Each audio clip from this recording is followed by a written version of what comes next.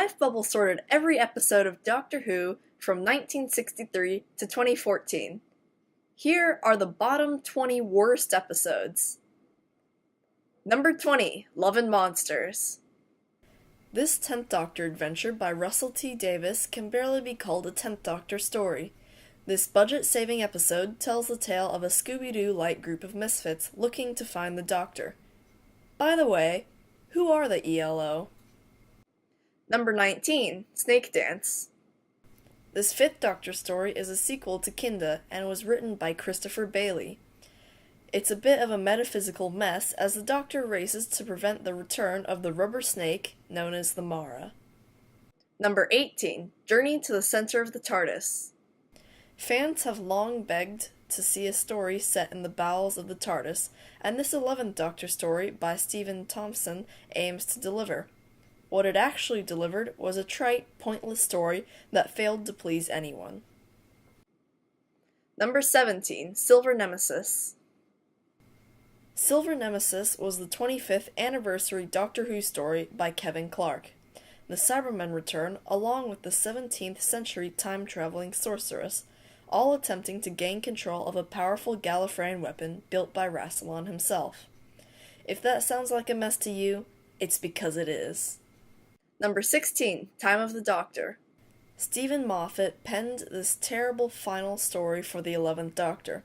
Silly comedy set against a confused threat meant that rather than going out epically, the 11th Doctor simply waited in one place for centuries to die. The audience died a little bit that day, too. Number 15, Battlefield. Brigadier Lethbridge Stewart makes his final Doctor Who appearance in this 7th Doctor story about Arthurian knights from another dimension. The appearance of the brig is the only thing keeping this Ben Aronovich story so high up on the list. Number 14, Doctor Who the Movie. This 1996 American telemovie was the one and only TV outing for Paul McGann's 8th Doctor. Writer and co-producer Matthew Jacobs tried to balance Doctor Who history while introducing elements he thought would appeal to American audiences. It didn't.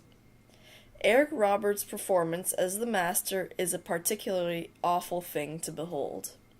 Number 13, The Mark of the Rani. Pip and Jane Baker's first story for Doctor Who lands them firmly in the bottom 20 with the 6th Doctor story. One wonders why they ever got a second crack at the whip. While the Rani is a vaguely interesting character, Anthony Ainley's Master is reduced to a pantomime villain in this dull tale about coal miners not getting enough sleep. And then there's tree bombs, one of the dumbest ideas for a weapon, ever. Next, they'll be inventing hand mines. Number 12, Mind Warp from Trial of a Time Lord. This 6th Doctor story takes place during the trial of a Time Lord. Writer Philip Martin brings back his distasteful character of Syl in the sequel to Vengeance on Varos. This story is presented as evidence for the prosecution by the evil incarnation of the Doctor known as the Valeyard, and the story does not tell the true events as they happened. Companion Perry is murdered at the end of the episode.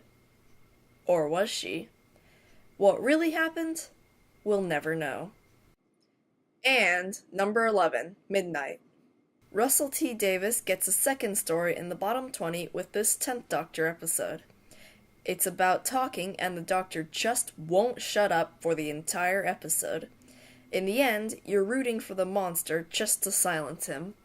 Come back next time for the final 10 worst episodes of Doctor Who.